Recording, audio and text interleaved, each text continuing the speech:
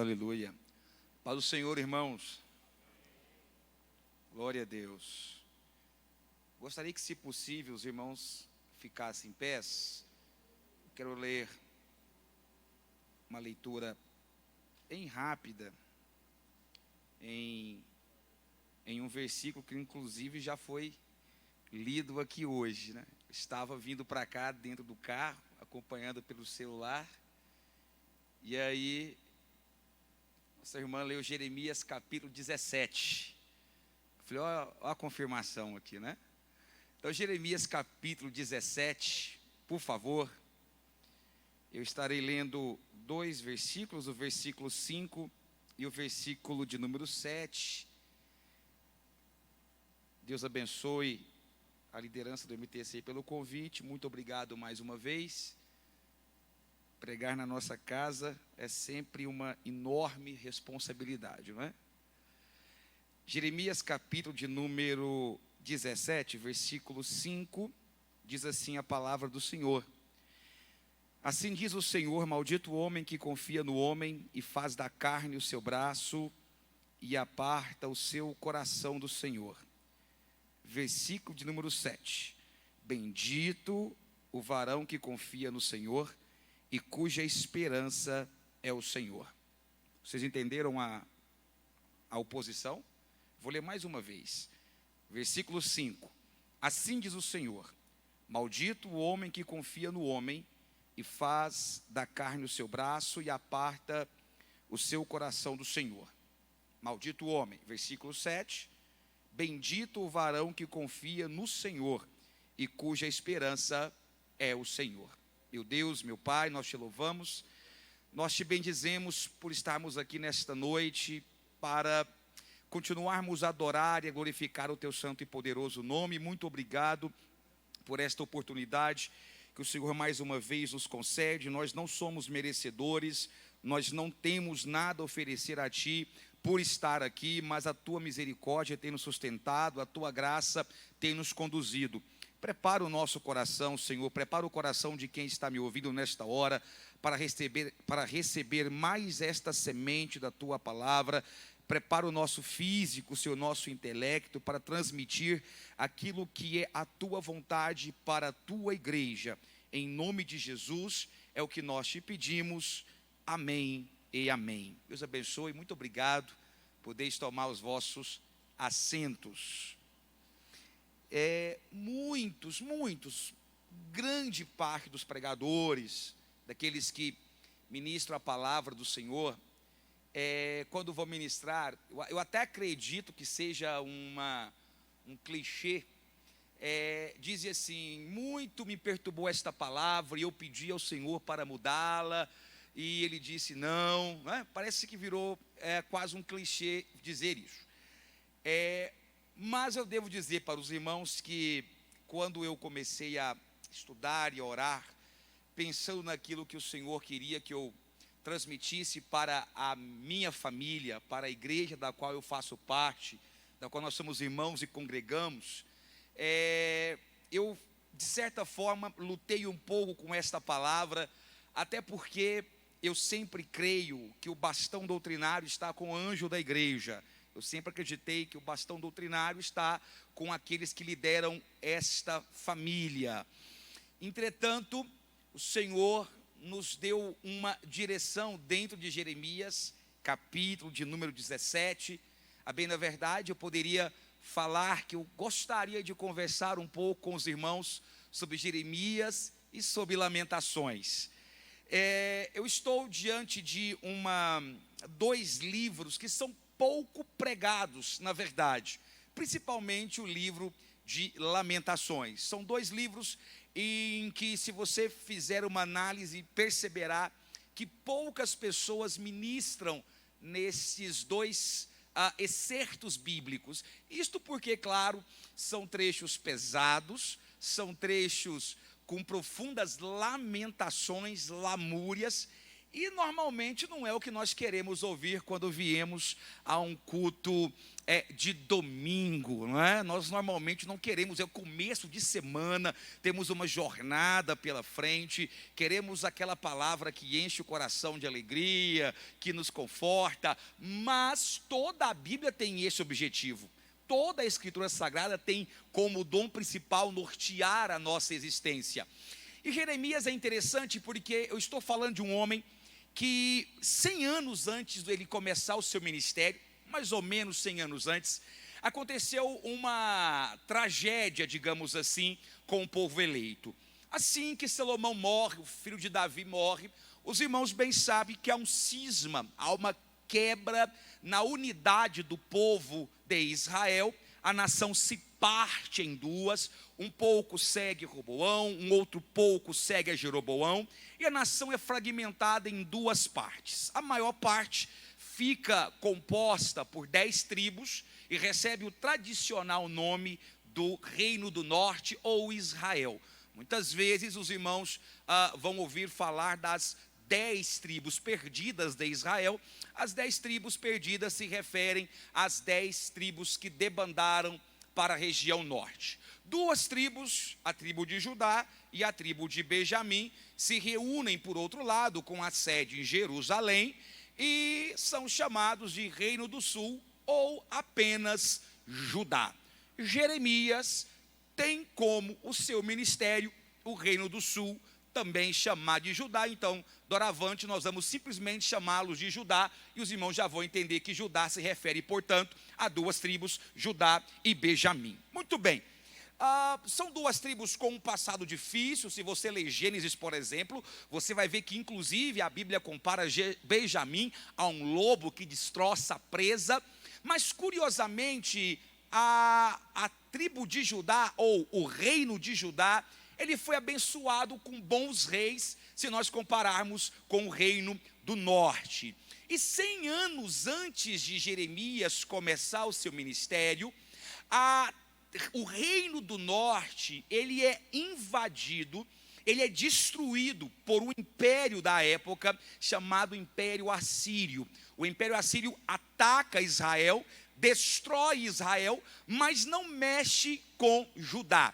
Se você pegar o mapa geográfico da época, dá até para entender por que é que o reino da Assíria, o Império Assírio, não quis atacar Judá. Havia um outro grande reino na época, um outro grande império, o Império Egípcio. Então era interessante para a Assíria manter uma divisa, uma separação entre os 2 reinos. E Judá ficou encravado, travado entre o Império Assírio e o Império Egípcio.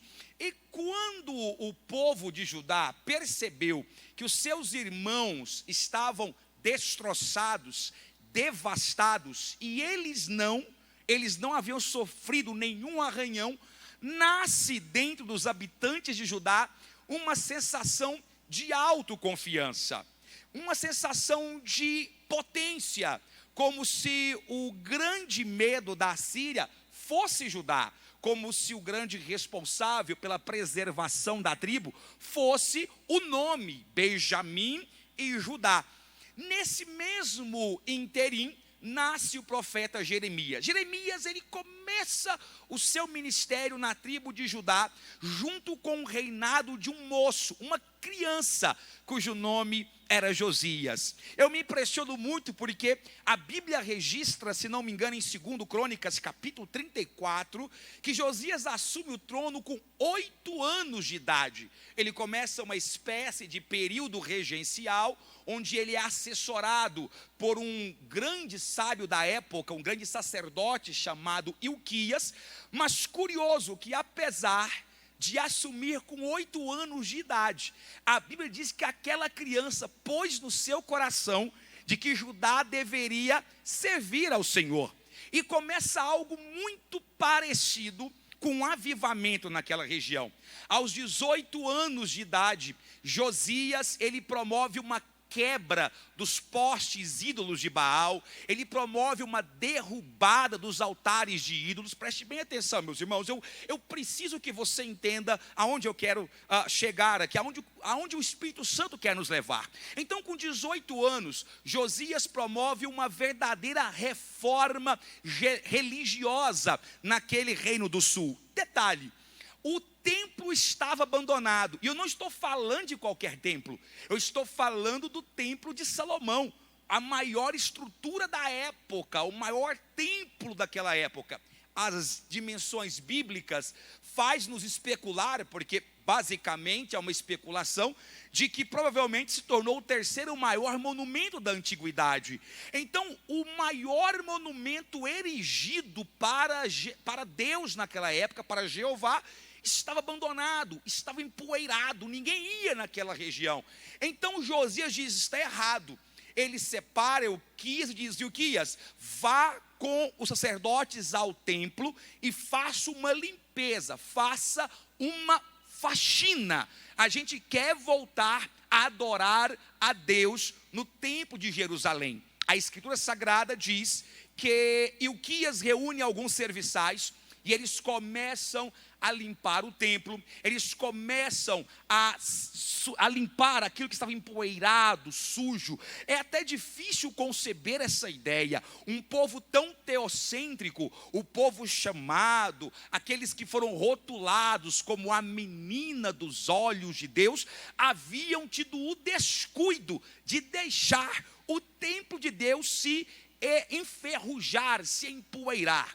Então eles começam a limpar, começam a passar, e de repente diz a Bíblia em 2 Crônicas capítulo 35, que eles fazem um achado, um quartinho abandonado, trancado, desprezado, que ninguém dava moral. Eles entram, e eu quase que imagino a cena, eles entram dentro daquele recinto, entram dentro daquele quarto, empurram a porta que ficou fechada tantos e tantos anos, pelo menos 60 anos fechado, sem ninguém entrar, a poeira grossa, e eles acham sobre uma mesa um pergaminho. A Bíblia diz que eles acham uma porção de uma palavra. Os teólogos dizem que provavelmente, porque a Bíblia diz que eram lei, livro da lei, provavelmente era um pedaço de Deuteronômio, ou o próprio livro de Deuteronômio. Fato é que eles encontram uma porção da palavra do Senhor. Talvez você não entenda o significado desse achado, mas eu vou te ajudar a entender. Nesta época, a tradição era basicamente oral. Os ensinamentos eram passados de geração em geração de forma oral. Era muito difícil você encontrar algum registro de alguma frase ou de alguma palavra de um patriarca, de um legislador como foi Moisés. E é por essa razão que o povo se perdia tão facilmente. Porque eu acredito que você vai concordar comigo que não é o único, mas um dos principais motivos que levam um povo a abandonar a sua identidade, que levam um povo a abandonar a sua fé, é quando há falta de palavra. Quando não há palavra e quando a sua fé é baseada simplesmente em tradição, você não tem raiz, você tem dogmas, mas não tem doutrina. Você tem registro, mas não tem a palavra de Deus. Portanto, um dos grandes motivos daquele povo ter se perdido, ter deixado de lado, é porque não havia palavra de Deus. Imagina, portanto, agora a dimensão daquele achado. Eles encontram um registro da palavra do Senhor, eles encontram uma porção da Bíblia, podemos assim dizer. Ilquias sai com aquele pergaminho, e eu quase que posso imaginar a cena, ele limpando aquele pergaminho, as lágrimas correndo, porque ele era o sacerdote responsável pelo templo, as mãos trêmulas, e ele chega no rei e diz: rei, encontramos a palavra perdida. Rei Josias, encontramos aquilo que faltava para começar a mudar a história de Judá. Então o rei Josias pega aquele texto bíblico, pega aquele pedaço da palavra e ele convoca o povo, faz uma grande convocação e o reino todo aflui para Jerusalém. Diz a Bíblia que Josias diz para o sacerdote: agora, Euquias, comece a ler a Bíblia para nós. Eu estou dizendo a palavra Bíblia, obviamente não tinha este nome, mas os irmãos estão entendendo. Então Euquias pega aquela porção da palavra do Senhor e ele começa a ler. Ele começa a ler e o povo de Judá começa a chorar, começa a sentir algo diferente. A Bíblia deixa bem claro no capítulo 35 de Crônicas que há um avivamento, algo muito parecido com isso naquela região. Eu fico pensando que há aí algumas coisas a serem refletidas que eu gostaria que você pensasse comigo, porque dentro da realidade de Judá, o avivamento só chegou quando a palavra do Senhor apareceu. Perceba, havia um líder bondoso, Josias era um bom rei, havia uma estrutura hierárquica construída, havia um templo, havia um povo, havia sacrifícios realizados nos outeiros, mas ainda assim não havia manifestação de Deus, não havia manifestação do Senhor. Por quê? Porque não havia ensinamento, porque não havia palavra, porque não havia leitura da Bíblia. Eu confesso para os irmãos que eu tenho muita dificuldade, eu não acredito em avivamento, ou minimamente reavivamento que não venha pela palavra de Deus. Eu não consigo conceber que um avivamento, que significa dar vida, possa ser feito ou possa ser ministrado independente da palavra do Senhor.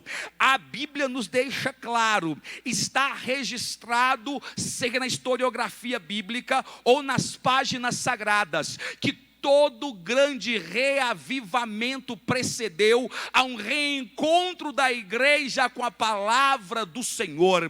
E quando eu falo palavra, eu não estou me referindo a nenhuma tradição, a nenhuma fábula. Eu não me refiro às palavras escritas por nenhum grande filósofo, ou grande pensador, ou intelectual humano. Quando eu falo palavra, eu não me refiro a nenhum escrito de escriba ou escrito de algum erudito do mundo. Quando eu me refiro à palavra, eu estou dizendo sobre a escritura sagrada, porque ela é capaz de promover vida, ela é capaz de promover mudança. Escute aqui, não há outra maneira, não há outra forma, não há outro caminho. Se nós queremos mudança, e se queremos promover mudança, e não importa em qual dimensão, seja uma mudança intrapessoal em mim mesmo, seja uma mudança interpessoal, ou seja, entre aqueles que me cercam, ou seja, uma mudança que impacta uma geração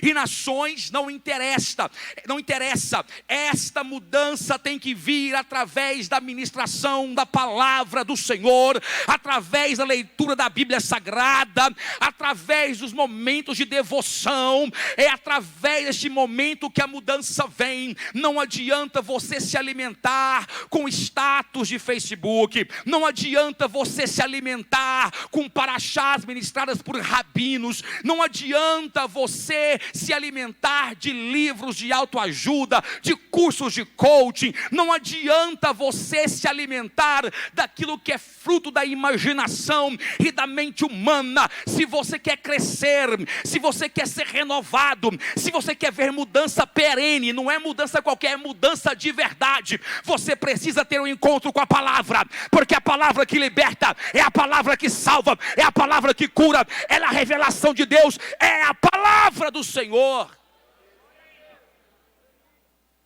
Não há outra maneira. O povo de Israel tem um encontro, há um avivamento tão grande que Josias resolve promover a maior Páscoa daquela época. Josias resolve promover a maior festividade que havia tido então. O que ele tinha em seu coração, preste bem atenção, o que Josias tinha no seu coração como rei, é que ele queria repetir a mesma atmosfera que um dia o povo havia experimentado quando estava lá em Jerusalém e Salomão havia inaugurado o templo. Eu não sei se você já parou para ler a passagem da inauguração do templo de Salomão. Muitas vezes eu li aquela passagem e eu fico imaginando a beleza que foi. Eu nunca presenciei, estamos no tempo da graça, o derramar do Espírito Santo, mas eu confesso para os irmãos que eu nunca presenciei algo que poderia se parecer sequer um pouco com o que aconteceu naquele dia, porque naquele dia da inauguração do templo, o próprio Deus desceu à terra. Diz a Bíblia Sagrada que quando os levitas começaram a louvar, sob a tutela do grande maestro Asaf, o grande salmista, o próprio Deus desceu à terra como coluna de fogo e fumaça. Era uma manifestação tão grande que o povo não conseguiu ficar de pé. O povo literalmente se jogou com o rosto em terra. Pelo que me entendo, uma das poucas vezes em que a palavra Shekinah realmente se fez presente, ou seja, a glória do Deus visível realmente apareceu ali, uma das poucas vezes. Josias então, ao perceber o coração do povo disposto, o coração do povo quebrantado para aquilo, ele quer recriar aquela atmosfera. Então ele diz: reúna o povo, nós vamos fazer a maior Páscoa que Judá já viu. Diz a Bíblia, eu não sei se você consegue dimensionar isto aqui, preste bem atenção. A Bíblia diz que foram mortos 41 mil animais. 41 mil animais foram sacrificados naquele dia, e o povo se alegrava, e o povo se regozijava, e o povo se levantava e bradava a Deus. E é interessante, porque nesta época, quem estava ali? Jeremias. Sim, Jeremias, aquele que a Bíblia rotula, aquele não que a Bíblia, mas que o estudo bíblico rotula como o profeta chorão.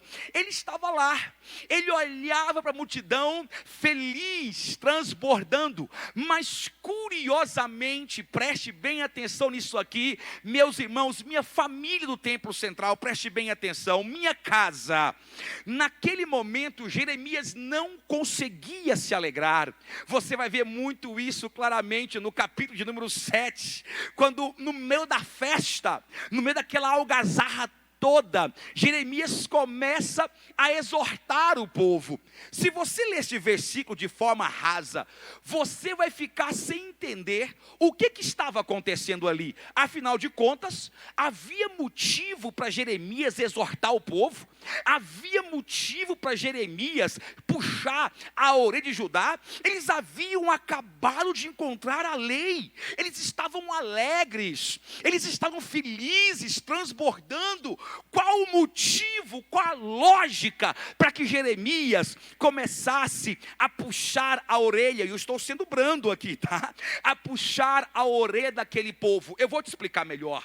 Quando Jeremias, ele olha para aquela nação, diz a Bíblia que havia uma oração feita por aquele povo. Qual era a oração? Na verdade, eles louvavam ao Senhor, tocavam símbolos e sinos e trombetas e dizia: Senhor, nos quebranta, Senhor, nos quebre, Senhor, nos levante, nos ensine, nos conserte. Nos primeiros momentos do avivamento em Judá, a oração era essa, junto com os louvores, dizer: Deus, tu és bom, Deus, tu és grande. O povo pedia um quebrantamento. Deixa eu refrescar sua memória. Está lembrado que uma das primeiras visões que Jeremias tem é justamente da casa do oleiro? Se não te refresco a memória, uma das primeiras visões que Jeremias tem é de um oleiro quebrando um vaso. Ele pega o vaso que está trincado, mói,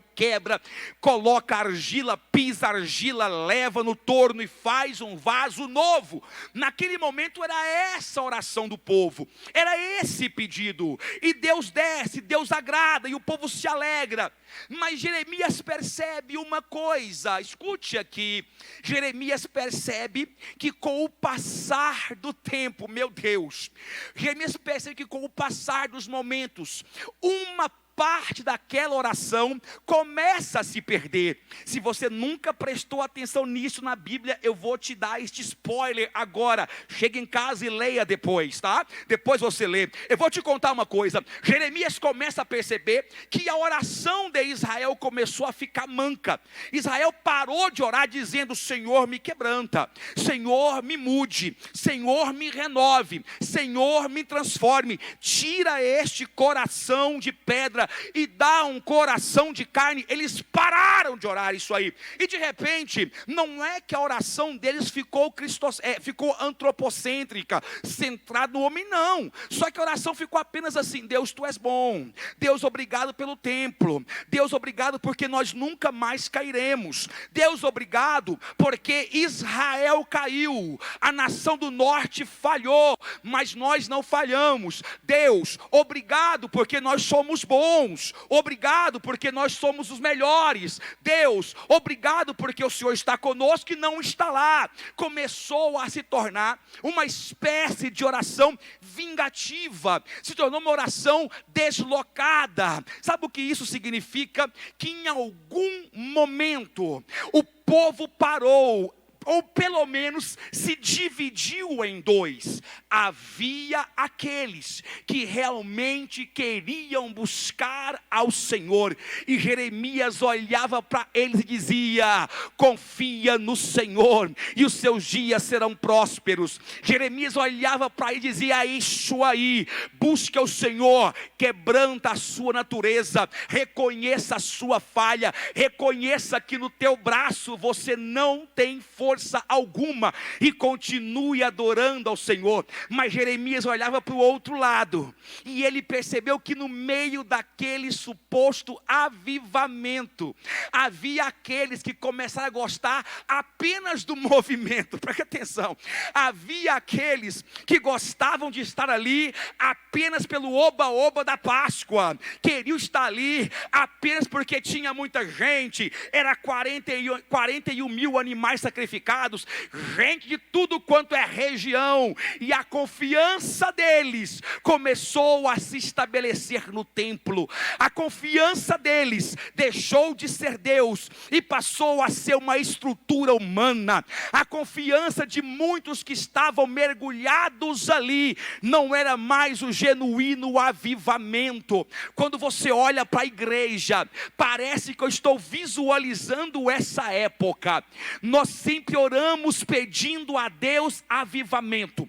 Nós sempre oramos pedindo a Deus que Ele derrame a sua glória. E Ele derrama a sua glória. Ele usa seus servos para ministrar, usa levitas para louvar. E a impressão que nós temos é que o céu desceu na terra. Mas no meio de nós, entre nós, e por que não eu, há um grupo que está aqui que gosta do louvor, acha legal: Deus, tu és bom, santo, santo é o Senhor, muito obrigado. Mas eu estou aqui pelo movimento, eu estou aqui pelo templo, eu estou aqui pelas paredes, eu estou aqui pelo ambiente, mas eu não estou aqui procurando uma mudança real.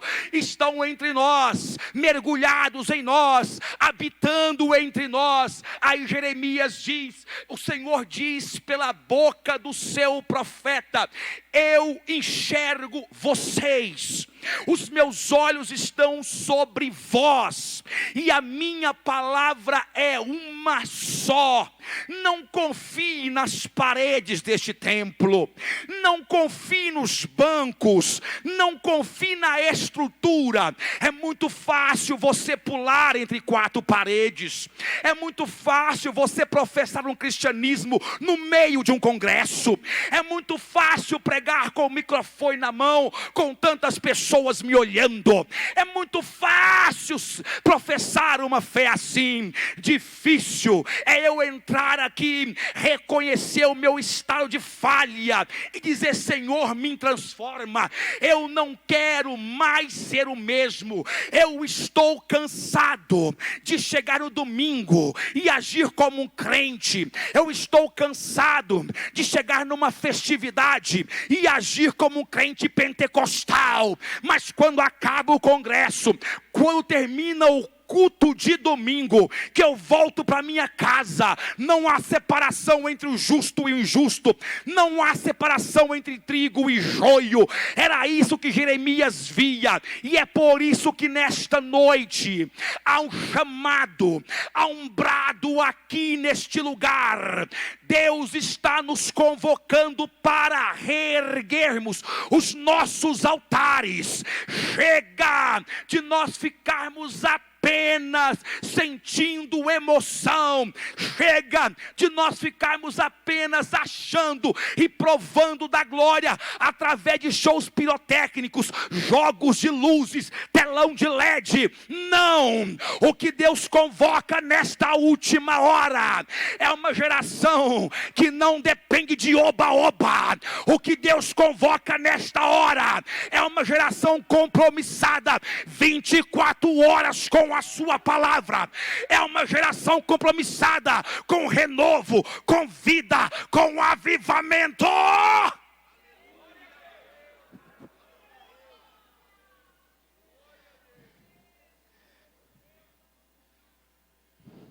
Você já percebeu? Não é novidade. A história se repete ano após ano. A confiança de Judá estava em pelo menos 3 coisas. A primeira confiança que Judá tinha é na sua linhagem. Como assim, irmão Jesael? Eu te explico. Judá era da linhagem de Davi. Era da estirpe do grande rei Davi. Então eles batiam no peito e diziam: deixa o reino do norte e Samaria, porque o pedigree, a hereditariedade está comigo, no meu DNA. Judá entendeu em algum momento que o que o diferenciava, o que os tornava melhor, era a sua estrutura familiar, era a sua história antepassada. Essa era a visão deles. E quando eu olho para mim, para nós, jovens do século 21, aqueles que habitam no chamado mundo da pós-modernidade, quantos de nós não queremos colocar a nossa salvação, o nosso escudo, o nosso socorro nas custas da minha parentela? Eu chego aqui e eu quero te impressionar. Aí eu vou dizer: o meu pai é o pastor fulano, eu sou filho do pioneiro ciclano. Eu tenho uma história, como se nós vivêssemos uma monarquia espiritual e que a coroa passasse de pai para filho. Muitos esquecem de que não existe registro bíblico de salvação hereditária. Existe doença hereditária, existe enfermidade que vai de geração em geração, mas você nunca vai ouvir falar de salvação que passou de pai para filho. Você nunca vai ouvir falar de homem ou mulher que herdou o céu devido às obras de pai e de mãe. Você nunca vai ouvir falar de alguém que teve um ministério estruturado porque havia pedigree humano. Quem se preocupa com isso é o homem. Quem põe na balança a história é o homem.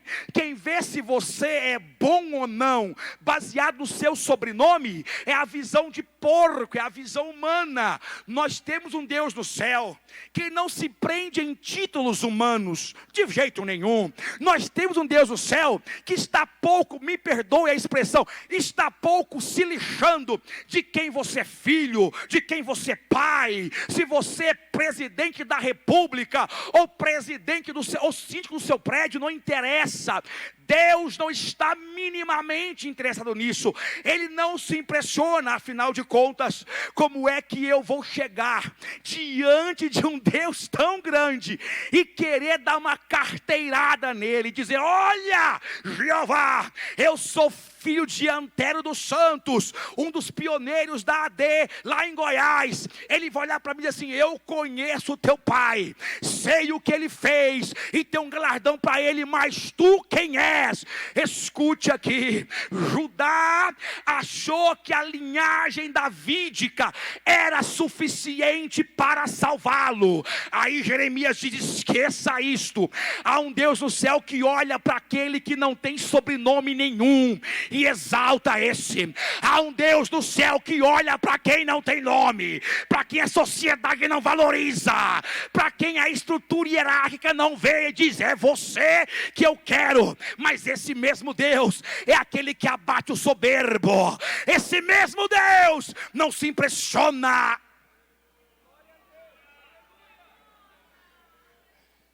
Vai querer dar carteirada em Deus. Judá achou que podia. Jeremias dizia: a sua força. Aí Jeremias diz assim: maldito homem que acha, que confia no homem e na força do seu braço. Eu não sei se você está entendendo. Há um apelo de Deus aqui, para que pelo menos uma vez na vida você entenda que há um chamado para você largar essa tábua chamada eu, largar esse barco chamado ego, que está cheio de furo, que está afundando e você está morrendo afogado nele, porque você tem um currículo, você tem uma aparência e você tem que manter. Nesta noite o Senhor está dizendo: largue esse barco para lá, abandone esse ego, reconheça que sem mim você não é nada, reconheça que até agora você quis andar com seus próprios passos, reconheça que até agora você quis impressionar o homem, mas chegou a hora de você ser impactado por Deus. Xaravasuibiandarabacandalabahai, Rambasuibiondecandaçuibiandalabashebahai, Arracandasuibia. Eu não tenho ética para isso, não. Eu falo língua estranha mesmo. Deus está neste lugar.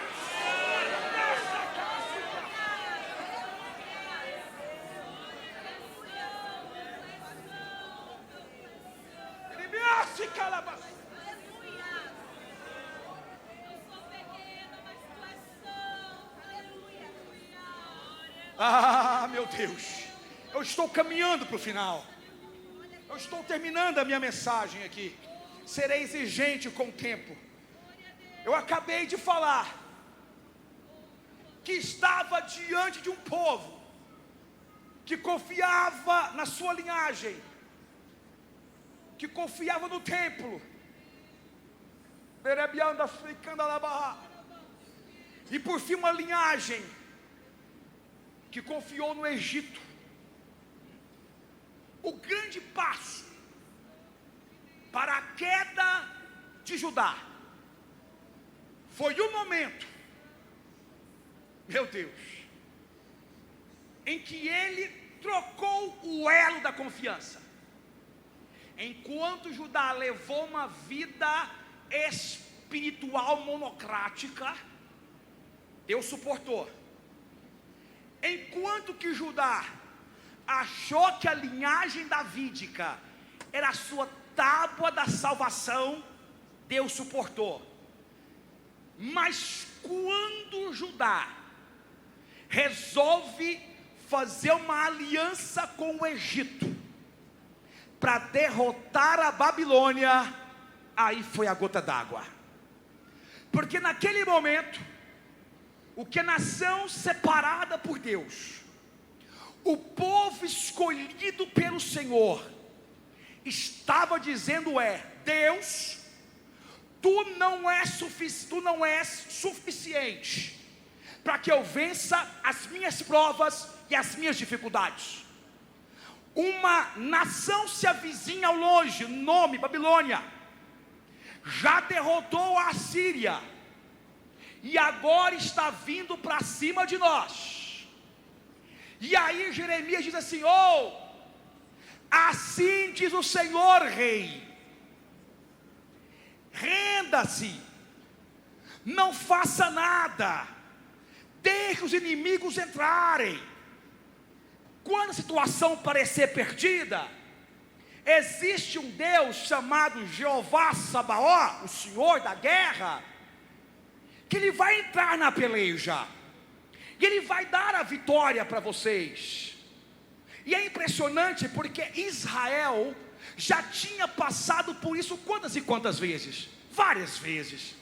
Desde que foi chamado lá no ventre de Sara, quando ainda Isaac nem era gerado, Deus cuidou de Israel, sustentou na conquista da Terra Santa, derrubou Jericó, entregou aí. Mas ainda assim, aquele povo parecia cego. E o profeta que prega durante 40 anos tem a sua pregação batida na parede e retornada para ele. Não há efeito nenhum. Eu imagino, irmão Cláudio, que quando o povo de Israel escutava Jeremias pregar, dizia: para de pregar assim, Jeremias, não dá ibope, não dá aplauso, não gera agenda, para de querer exortar, para de querer. Olha o outro profeta aí, ó, tá vendo? Esse aí é bom, por quê? Porque prega aquilo que a gente quer ouvir. Fala: é isso aí, Judá, tá certinho, parabéns, assim diz o Senhor, não precisa mudar. E você, Jeremias, só prega aquilo que vai contra a nossa cultura. Era isso que acontecia.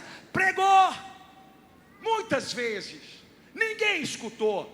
Não sei se você sabia, mas Jeremias foi o único profeta que ministrou 40 anos e não viu um fruto da sua pregação. Que imaginou isso? Já pensou isso? Eu não consigo nem conceber uma coisa dessa. Você pregar 40 anos e nada acontecer. Então o que Judá faz? Quando a Babilônia se levanta, simplesmente vira as costas para Deus e diz assim: vamos fazer aliança com o mundo, vamos dar as mãos com o Egito, porque fazendo isso nós vamos vencer a Babilônia. E aí eu fico olhando para muitas denominações do mundo atual, muitas crenças espalhadas, que se rotulam como evangélicas, que se rotulam como lugares de adoração a Deus, que para promover mudança, que para ganhar membresia, com a desculpa de que estão enfrentando a Babilônia, trazem para o seu interior a aliança com o Egito. Muitos dizem que para ganhar alma, que para enfrentar o mundo, que para ganhar membro, que para crescer, precisa abrir mão da Escritura e dar pacto com os valores do mundo. Estão copiando o que está aí fora, dando as mãos com o Egito, querendo parecer, fazer aliança com aquilo que não é de Deus. Escute aqui, não há vitória nisto, não há vitória em entregar a sua santidade ao mundo, não há vitória em compactuar com os valores de uma geração pervertida. O teu trabalho não vai crescer, na menos pior das hipóteses, ele vai inchar, mas não tem saúde, tem tamanho, mas está doente, não cresceu, necrosou. Por quê? Porque você fez aliança com o Egito, porque você deu as mãos com os inimigos de Deus, achou que Deus não era suficiente para ganhar a tua causa. Escute aqui, um dia tentaram fazer aliança, jovens, tentaram fazer aliança com Daniel, tentaram tentaram fazer aliança com Ananias, com Azarias e com Misael, mudaram até o nome, tiraram da terra, disseram aqui não, muda o nome, tira a identidade, mas não conseguiram romper o pacto, jogaram na cova dos leões, jogaram na fornalha ardente, e o resultado todos vocês conhecem. Deus deu a vitória. Por quê? Porque o nosso Deus não precisa de ajuda. A igreja marcha, pastores, alicerçada na palavra, na doutrina, não é no pecado, não é na concupiscência. A igreja é santa como o Senhor é santo, a igreja é pura como o Senhor é puro. Esta igreja é que vai subir vitoriosa, esta igreja é que vai morar no céu. É a geração santa, é a geração separada. E andará se candarabia suibi alabai. Riende casuija pasui. Andará basias.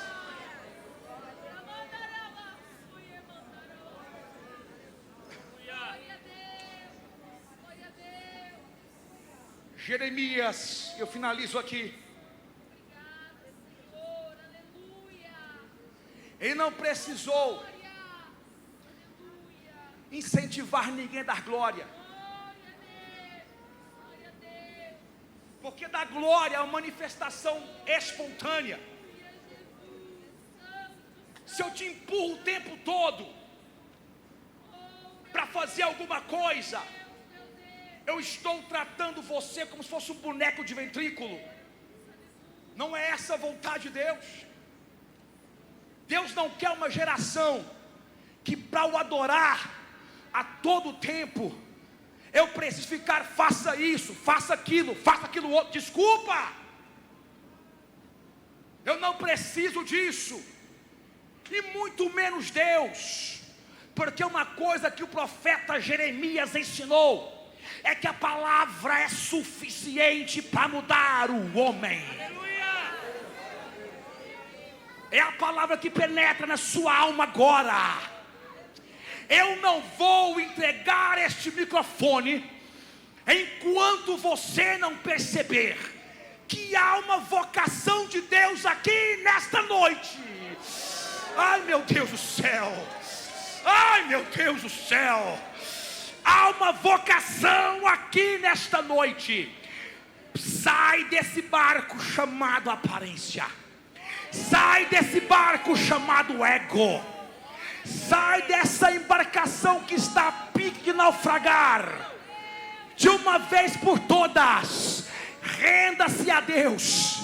E não é porque é o congresso, não é porque tem gente nova pregando aqui, porque eu sou da casa. Não é por isso, mas porque nesta noite o Senhor está mais uma vez te chamando. Venha, venha, venha, venha, venha, venha. Pode ficar em pé, eu vou orar por você.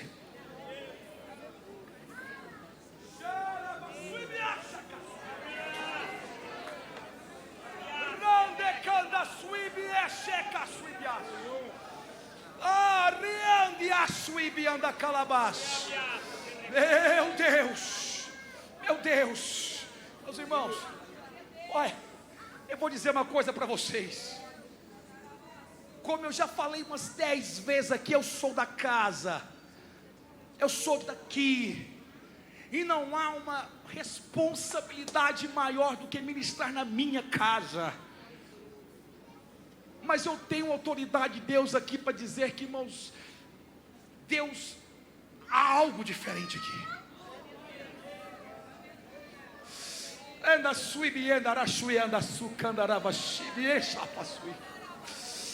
A graça está aqui, você reage a ela se você quiser. A unção está aqui, você reage a ela se você quiser. Não, eu não sou famoso, não tenho currículo extenso, não é um congresso, mas Deus está aqui nesta noite, irmão Max, como sempre está. sempre está. E hoje há um alerta claro: não faça como Judá, não vire batedor de ponto gospel, pelo amor de Deus. Não vire frequentador de igreja, vire adorador de verdade.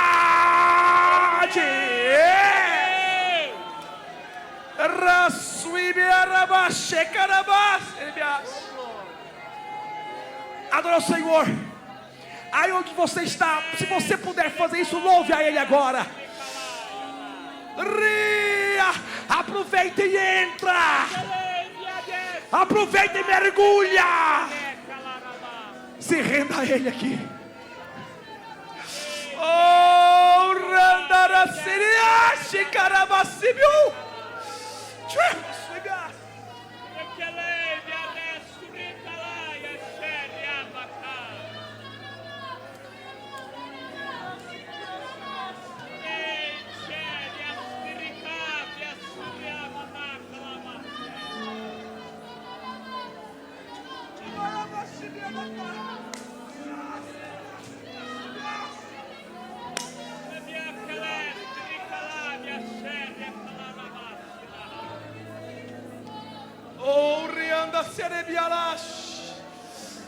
Ah, meu Deus, há uma unção de renovo aqui nesta noite, meus irmãos. Meu Deus, há uma unção aqui nessa noite. Ah, meu Deus, se você não chorou até agora, deixa a lágrima rolar. Se não falou em língua estranha, deixa essa língua sair. Eu já vou entregar aqui. Ah, meu Deus. Ah, meu Deus. Receba aí, vai, receba. Em nome de Jesus, receba aí. Aonde você? Aí atrás, isso, aí atrás. Na arquibancada, aí ó, debaixo da arquibancada. Receba em nome do Senhor. Ali, receba em nome do Senhor Jesus. O que você estiver pedindo a Deus. Se é batismo, seja batizado agora. Se é cura, seja curado agora. Em nome de Jesus. Em nome de Jesus. Aracandala subias. Eu vou entregar, mas antes eu quero fazer uma pergunta aqui nessa noite. Talvez você veio aqui convidado por alguém do MTC. Isso. Eita Deus.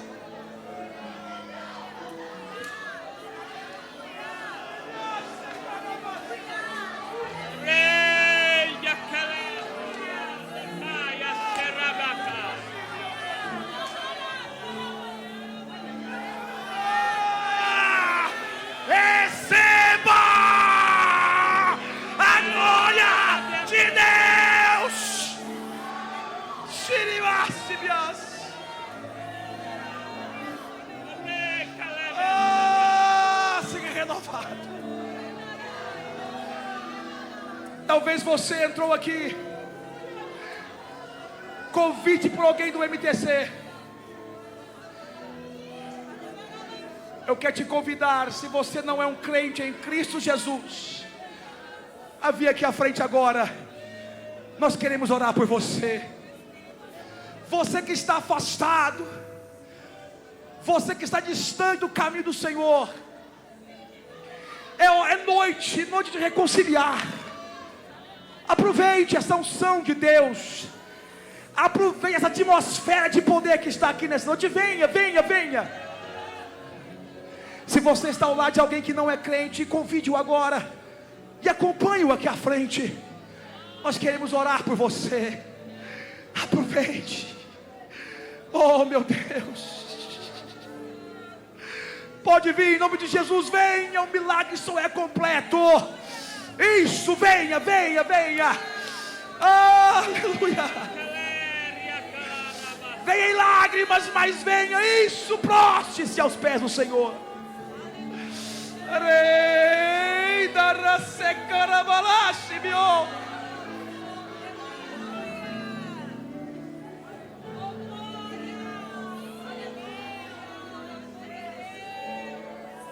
Pode vir. Venha aceitar o Senhor agora. Venha, venha. Esse é o maior milagre. É por tudo isso que vale a pena orar, viu, MTC? É por isso que vale a pena consagrar. É por almas que estão se rendendo ao Senhor aqui. Pode vir. Há mais pessoas aqui, tem mais gente, pode vir. Pode vir. Você que está afastado, você que um dia esteve nesta igreja, que experimentou a glória do Senhor, vem à frente, pode vir. Deixa as crianças virem. Oh, aleluia. E onde você está, não precisa vir aqui à frente. Eu vou finalizar com uma oração. E onde quer que você esteja aí no banco agora, eu só tenho motivos para agradecer ao Senhor Deus o que Ele fez aqui nesta noite. E onde quer que você esteja aí mesmo, você atrás de uma pilastra e diz: aqui ninguém me vê. Você sentado com a cabeça baixa diz: aqui Deus não me vê. Ele te visita nesta hora. Você que até hoje lutou, mas lutou sozinho, nesta noite o Senhor diz: eu irei te reerguer, eu vou te renovar, vou reerguer o teu ministério, vou te promover nova vida em nome de Jesus. Onde quer que você esteja, coloque a mão no seu coração agora. Ah, meu Deus, eu vou orar agradecendo ao Senhor aqui nesta noite. Obrigado, direção do MTC, obrigado, pastores, mais uma vez. Senhor, meu Deus e meu Pai, que está a tua igreja nesta hora. Aqui, Senhor, almas, várias delas, dezenas, que estão aqui à frente, aceitando ao Senhor como o único e suficiente Salvador. Deus, há uma igreja que nesta hora clama o teu nome. Há uma igreja que te busca. E há jovens, há crianças, adolescentes, senhoras, senhores, que estão dizendo: Senhor, eu cansei de confiar, eu estou de uma vez por todas me entregando a Ti, ó Pai. Senhor, restaura o coração ferido. Senhor, reergue o coração abatido agora. Renova a alma, ó Pai. Conserta o coração quebrantado. Em nome de Jesus. Que há festa no céu agora por estas almas. E que o Senhor escreva os seus nomes no livro da vida agora, ó Pai. Nós te agradecemos pela Tua presença. Nós te louvamos pela Tua unção. Em nome de Jesus. Amém. Amém.